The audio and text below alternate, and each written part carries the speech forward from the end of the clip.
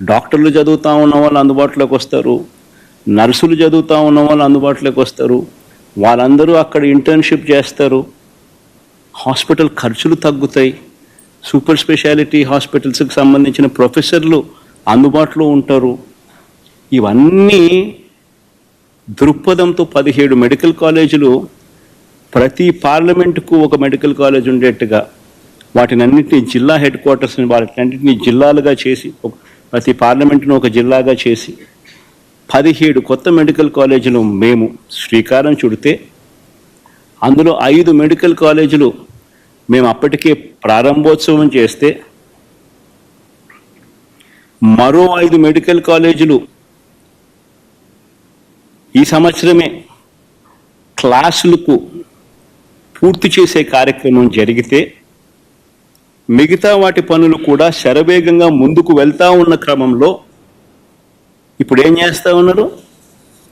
స్కాములు చేస్తూ ఆ మెడికల్ కాలేజీలు తమ వాళ్లకు అమ్మేయడానికి ప్రభుత్వం సిద్ధపడింది.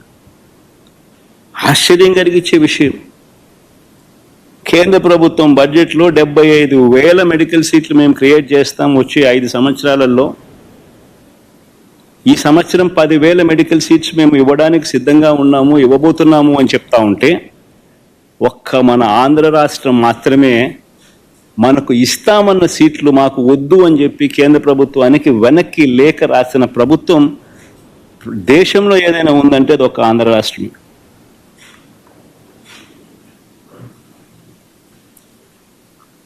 స్కాముల కోసం ఉన్న ఆస్తులు అమ్ముతున్నారు.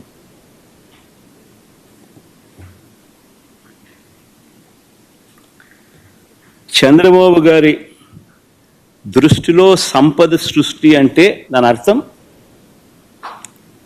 తన ఆస్తులు పెంచుకోవడం, తన వారి ఆస్తులను పెంచుకోవడం మాత్రమే సంపద సృష్టి.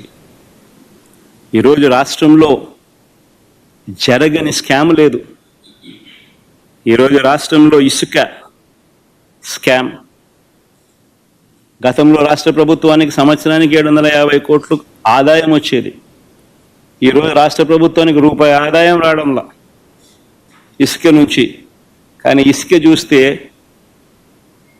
మనం గతంలో అమ్మిన రేటు కన్నా డబల్ ది రేటుకి అమ్ముతున్నారు. సంపద సృష్టి ఎక్కడ జరుగుతూ ఉంది? చంద్రబాబు నాయుడు జోబిలో జరుగుతూ ఉంది. రాష్ట్ర ప్రభుత్వానికి ఆదాయం ఆవిరై. మద్యం, గవర్నమెంట్ రంగంలో నడిచే మద్యం షాపులు ప్రైవేటైజ్ చేసినాడు. కరెక్ట్గా ఇదే ఆరోపణ మీదనే అరవింద్ కేజ్రీవాల్ అనే ఆయనను జైల్లో పెట్టారు. ఇక్కడ సక్సెస్ఫుల్గా అక్కడ చేయలేకపోయాడు. చేయక మునిపే ఆయన జైలుకు పోయినాడు పాపం.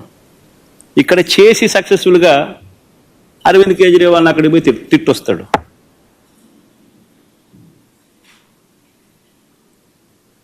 గవర్నమెంట్ రంగంలో ఉన్న మద్యం షాపులను ప్రైవేటైజ్ చేశాడు.